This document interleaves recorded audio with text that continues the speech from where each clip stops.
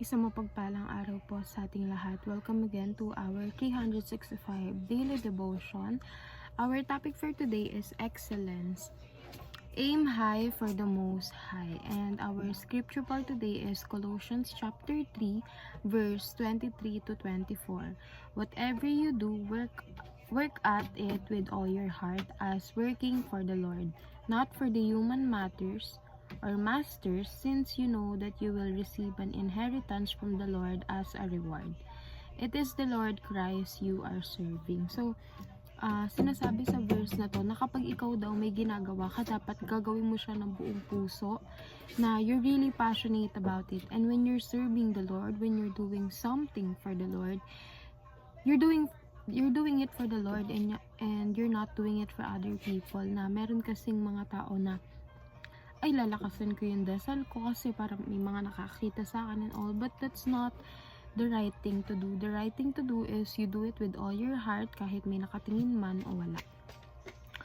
Our first teaching is this command was directed to slaves. So tayo dapat kapag meron sa ating inuutos ang Panginoon, dapat hindi natin siya tinitake as kasi kapag sinabi natin commandment, mahirap talaga siyang sundin kasi utos siya eh. Pero kung mahal natin ang Panginoon, if we are, wholeheartedly loving God, hindi magiging mahirap sa atin ang pagsunod sa Kanya. Second, God values excellence and sincerity. So, kailangan kapag naglilingkod tayo, we are sincere, 100% tayo, gusto natin yung ginagawa natin, and kinalulugod yun ng Diyos. Yung mga kinalulugod niya, yun yung mga pinagpapala niya pa ng mas lubusan. God is boss of all bosses. So, wala tayong ibang paglilingkuran, hindi kung sino mang Diyos-Diyosan, hindi kung sino mang santo, kundi ang Diyos lamang, because He is the boss of all bosses. Kung tayo nagtatrabaho tayo and meron tayong boss, yung boss ng boss natin is si God. So, we really need to serve God lang.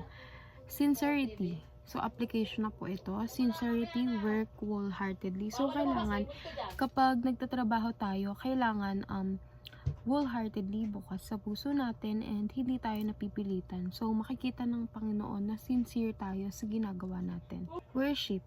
Aim high for the most high. So, tayo, pag ang isa sa way kung paano tayo mag-worship sa Panginoon is kapag nagkakaroon tayo ng mga goals na mga matataas, and kailangan yung mga goals natin na matataas is inilalaan natin para sa Diyos, iniaalay natin para sa Diyos, because when we are aiming for the most high, or when we are aiming high, we are aiming it for the most high.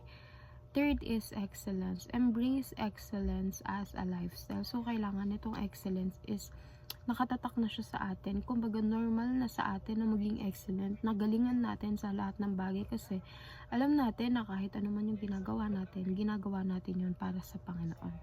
So, yun lamang po, and see you again on our next 365 Daily Devotion.